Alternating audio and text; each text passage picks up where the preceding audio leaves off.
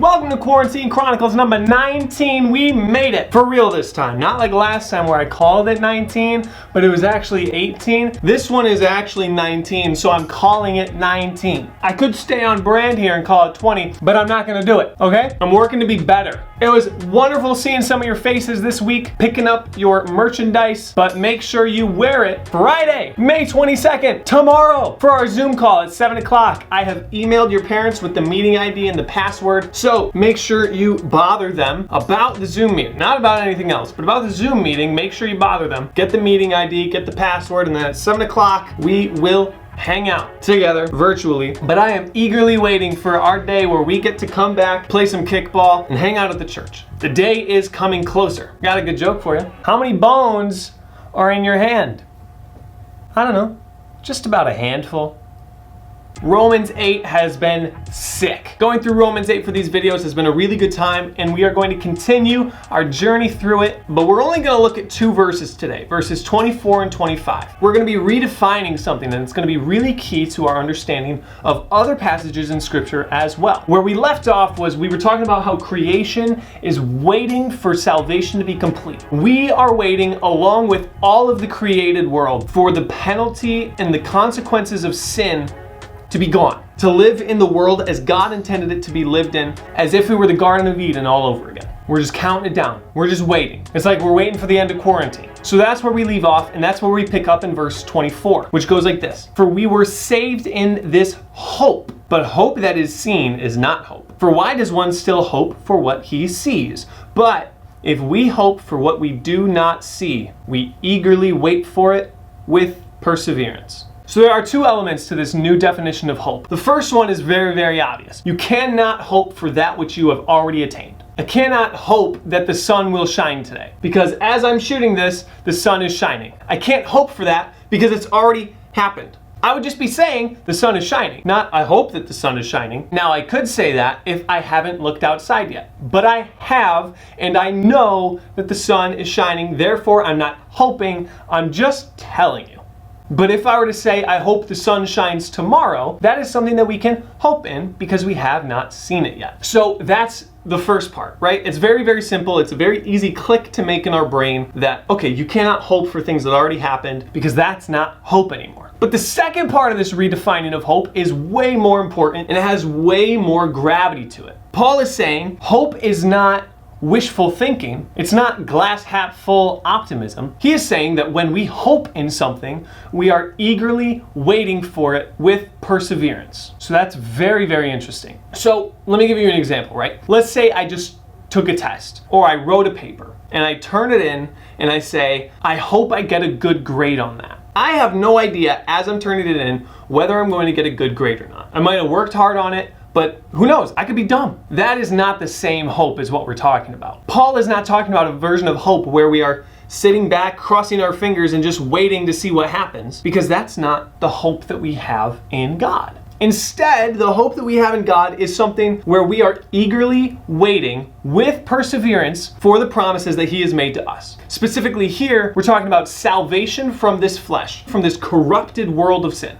That's a hope that we have, not that we're crossing our fingers with hopeful optimism that we'll get there someday, but instead assurance, confidence. We can bank on it. This hope is not something that is abstract. Maybe it'll happen, maybe it won't. This hope is something that is concrete, yes. And it is our hope because it is something that we have not seen yet. We are completely confident that it's going to happen, but we're waiting to see it. It's like, I know that Black Panther 2 is set to release on May 6th of 2022. So I can put that on my calendar and I can count down the days, and I could say that my hope is that Black Panther 2 will release on May 6th of 2022. I have all the intel, I have all the information, but it's not something where it's like, I don't know if it's gonna happen. It's already certain that it's going to happen, and right now the release date is May 6th of 2022. So I know that on May 6th of 2022, I'm going to be watching Black Panther 2. It's not a hope that I'm unsure whether it's gonna pan out. It's a hope that I'm confident, I just haven't seen it yet. And that's the hope that we have in our salvation. God has not called us into a salvation. He's not called us into a hope that is unsure. He has called us into something that is concrete, yes. Just hasn't happened yet. Any question that we have, he has lovingly and willingly answered. Maybe it's not always the answer we want, but our God is faithful. And the promises that he has made to us, that he will deliver us from this body of death, that he will deliver us from this world, that we will be with him in heaven for eternity. That is our hope. And that's a definition of hope that we see in the Old Testament as well, right? If we go back to Lamentations chapter 3, the prophet Jeremiah is writing this in the middle of Jerusalem being ransacked. And in chapter 3, this is what he says. Through the Lord's mercies, we are not consumed, because his compassions fail not. They are new every morning. Great is your faithfulness. The Lord is my portion, says my soul. Therefore, I hope in him. Okay, Jeremiah is talking about something that is certain, locked and loaded. It's not a wishful thinking that he has that my hope is in the Lord, maybe he'll come through. He is saying, my hope is in the Lord. I'm certain of this. And so I hope that this changed definition of hope begins to illuminate some things in your faith, that God has not left you to guess. He has left you to be confident in hope. Your understanding of who you are in Christ can kind of be clarified through this new definition of hope. And so I hope that this is useful to you. I mean, that's the other definition of hope, though. Who's to say? As you can see, there's a little bit of a wardrobe change in the camera angle. I forgot to record this yesterday, but in a little bit, we're gonna play a little game that I love called Change My Mind. I'm going to give what I hope are some of my weirdest opinions and see if our friends can change my mind. So let's see how they do. So here we go. I'm gonna give you 3 things, then a bonus question. Are you ready? I am not a brain surgeon, so if I mess up, please do not sue me.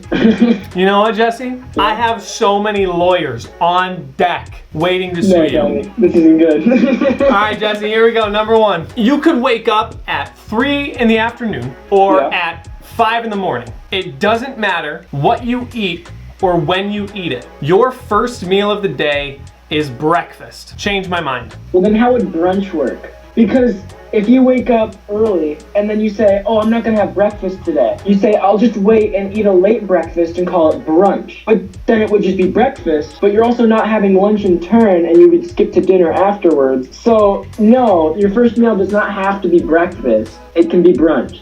That's about as good of an argument as you can make. That's the best argument. Here's the rebuttal, okay? Okay. Usually at brunch, you have the option of a traditional breakfast food like pancake, eggs, and bacon, or you could flip it and you could have something that's a traditional lunch. Yeah. And so even if you were to take the lunch option, chances are you had breakfast earlier in the day. So if I were to arrive to brunch and it was the second meal that I had consumed that day, then it would be my lunch. It would be a brunch get-together. But if it's the first meal that I eat, then even though I am at a brunch, I am consuming my breakfast. I don't know. You're consuming brunch. You're not consuming breakfast. It's different. It's taking like ham, something you wouldn't really want to have for breakfast. You'd rather have like a waffle or a pancake or some cereal. You take ham, like a lunch food, and then you put it in maple syrup. Oh, that's a breakfast item. You don't do that for lunch. It's a completely like separate thing, and it's just not breakfast, but it is technically the first meal you eat of your day. Let me ask you this. Okay. Let's say I wake up 10:30 in the morning, okay? Okay. McDonald's is no longer serving breakfast, but Yeah. I wake up, let's say the night before I had ordered a pizza. I wake up and I eat a slice of leftover pizza first thing in the morning. That's breakfast. That's breakfast. Okay, I'm glad that we're on the same page there. So then, if I were to be gathered together with a group of people over a table at which we are considering to be eating brunch together. Yes. You're saying I could have that same piece of pizza at that same time, but because I'm with people eating brunch, it is brunch and not breakfast. Yeah. I gotta tell you, Jesse, my mind has not changed. I get where you're coming from though, because the origin of the word breakfast literally means to break the fast of the new day. So technically, no matter what you do, unless you just don't eat food, you have to have breakfast every day. That's what you like to see, Jesse. I'm glad we're mentally connected here. But you had me on the ropes there. You had me on the ropes with that brunch thing. I wasn't expecting you to hit me with that. Every food can be breakfast if it's your first meal. Yeah, I do that. I have had potatoes for breakfast. I have had leftovers for breakfast. I then discovered that we were supposed to have them for dinner. What's your favorite thing to eat for breakfast that's not a traditional breakfast food? I love French fries. That's bold. I could like eat them, that. all day. I love French fries. I love it. I love eating unordinary things for breakfast. And as long as it's the first thing you eat in the day, I would consider that breakfast. Even if you're waking up at like noon and you're not eating your first meal till like 12:30, that's your breakfast. Yep. Change my mind. I don't know. I think I kind of agree. If Let's- I woke up at noon and I ate eggs, I would call it breakfast. What if you woke up at noon and you had like a cheeseburger? Would you still consider that breakfast? Because I would. Okay. I think it all just depends on the meal. Because you can have breakfast for dinner. You can have like pancakes and eggs. It's the meal itself is what is breakfast. Right on. That's what I was thinking. So let's say it's the day after Reverb. We're all going to bed at 7:30 in the morning and we're waking up at like 5. We're waking up just in time for the meal that everybody else is enjoying, which they are calling dinner. But I have not eaten food yet today, and I am enjoying spaghetti with them at the table at which they are consuming what they call dinner. I would say that I'm having breakfast. No. No, Disagree. I agree with Zach. I think that breakfast is the food that you eat. When you're going to a restaurant and you're ordering food, there's a breakfast menu and there's a dinner menu. You're not going to find spaghetti for breakfast. Bingo. I must concede that that's a good argument. But my mind hasn't been changed. Because let's say the night before I had ordered a pizza and didn't finish it or whatever. When I wake up the next day and I'm like, oh hey, leftover pizza, and I eat a slice of pizza first thing in my morning, that's my breakfast. Doesn't matter what the food is, it's my breakfast. If I threw an egg and some sausage on it, sure, it's breakfast. But I don't know, pizza, I would just say, hey, okay, I'll agree with you, but I would say I'm having this for breakfast. Almost like saying I'm having this instead of breakfast. I can actually get behind that. Way to go, babe. Okay, Zach. Okay, Rachel. Okay, guys. I mean, I'm gonna be real. Like, that was more Rachel's point than it was Zach's point. But hey, you know what? I added a base to it. Let not man divide what God has united. You know what I mean? One flesh here. All right, here we go. Number 2, the fast food burger places are ranked as follows. Just these 3. In first place is Wendy's. In second place is McDonald's. In third place is Burger King. Change my mind. I would if I disagreed with you. I Yeah. think that's pretty on point. I agree, except if you were going by dollar menu burgers. Dollar menu burgers, McDonald's has Wendy's beat. True that. Wendy's, like, expensive burgers are on point. True.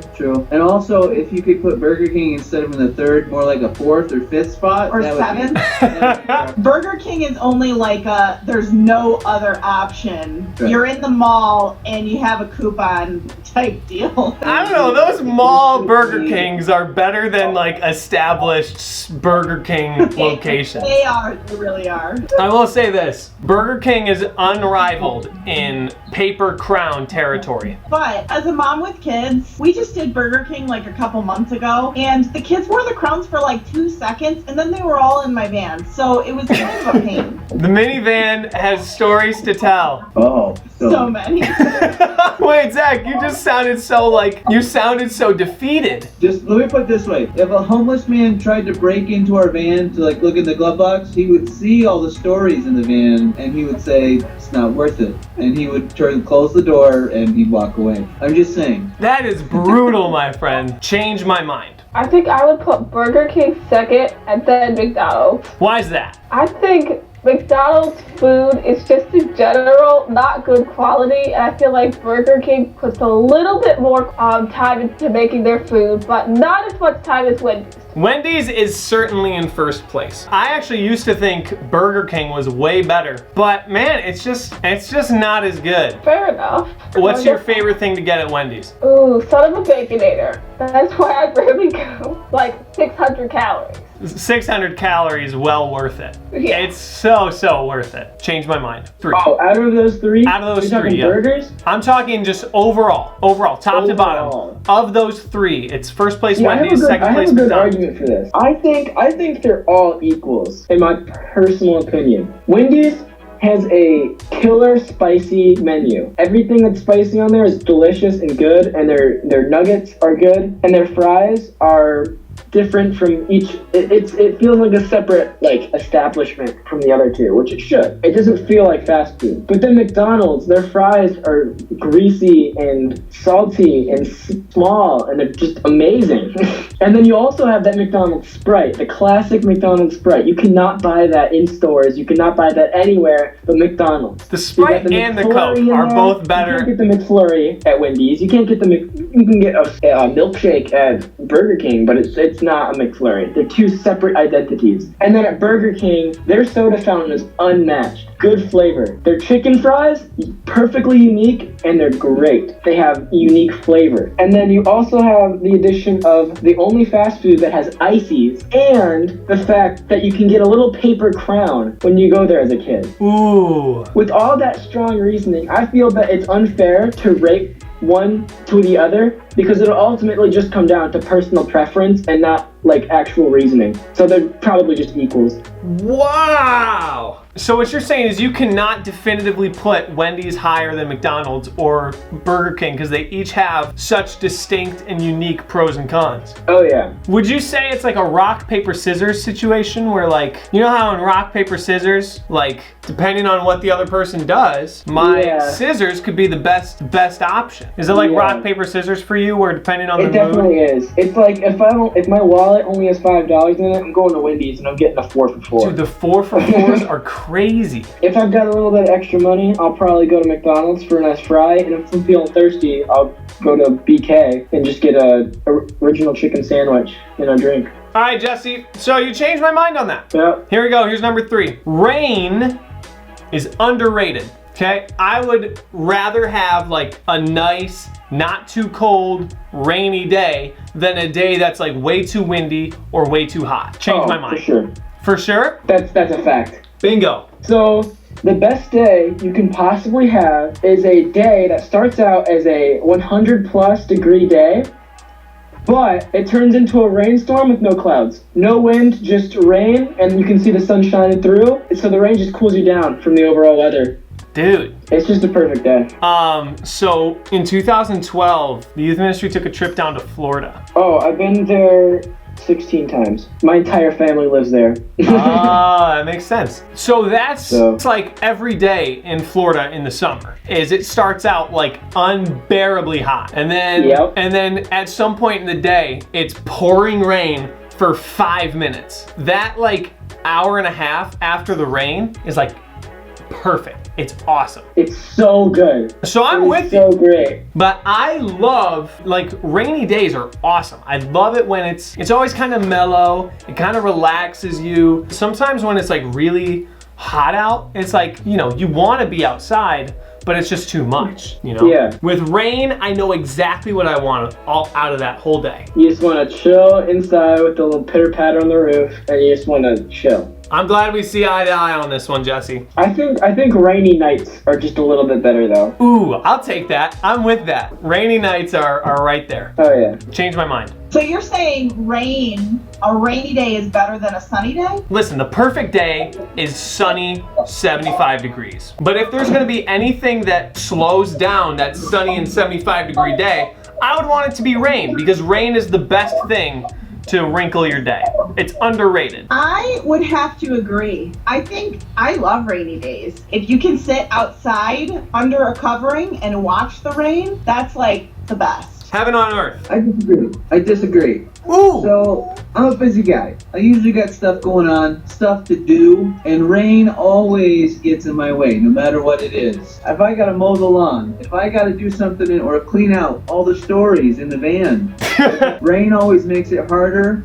Then it gets muddy outside. It's a nightmare. I hate it. Don't like it. Not at all. Kids go outside. They get muddy. Dog gets muddy. You know, here's what I'm going to say. I think that if I were also a dad, you would have changed my mind just now. But I'm not, so you have not. And I know that you don't like the aftermath of this, but I used to love like going out and playing in the rain as a kid, and I love sending the kids out to play in the rain. The trampoline is like the best in the rain. Oh, I bet. I think I agree with that. Like, if it's too hot, then I'm sweating and miserable and just want to hide in the air conditioning. And if it's too cold and it's windy, then I just want to stay inside. I don't want to go for a walk and get blown all over the place and not be able to hear my podcast. It's terrible. Oh, you're a podcast walker. I just got into podcasts. It's fun. What's your favorite podcast? Probably Whoa, That's Good by Sadie Robertson. What's it about? She kind of gives advice on different topics. Like her last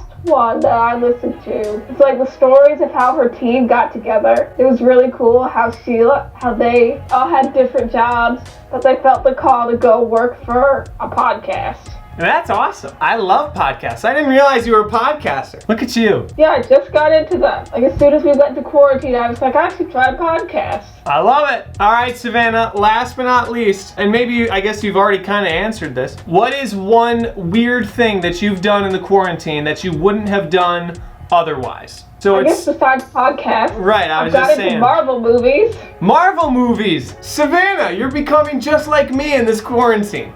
All I need to do is start wearing baseball caps. Hey, there we go. Listen, there's plenty to go around, Savannah. What's your My favorite Avenger so far is Thor. Your favorite Avenger is Thor. How many movies have you watched? Have you watched them all or what? My sister and I, Skylar, are halfway through Civil War. Did I interrupt your movie day? Oh, we started on Sunday, and then my mom got mad at us for watching too much TV.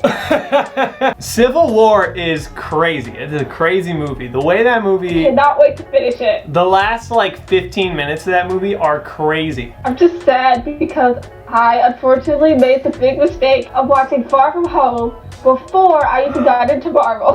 So I found out that I was like, and I was like, wait, what? Oh no! Wow, what a letdown. But hey, you're still gonna like the way it plays out, because from what it sounds like, you don't have any idea of how it's gonna get to that point. No idea. I wish I could be you. I wish I could be rewatching the Marvel movies for the first time, all in a row. Going on walks. Yeah, Zach and I started this thing where we just kind of lock the kids in the house and we go for a walk, and we only go like 200 feet up our driveway down the road that way, and then we go back the other way, and we just walk back and forth and we talk, and it's become a really sweet time. So I have enjoyed that. We probably would have never done that if we hadn't had quarantine, and we're gonna keep doing it. Which we wouldn't be able to do it if it was raining out. Just saying. Okay, you know what? That's fair. I mean, listen, but here's the thing. It kind of sounds like Rachel would still do it. We have. I don't. When it was sprinkling that one time, I was like, I don't care. Yeah. No, you're right.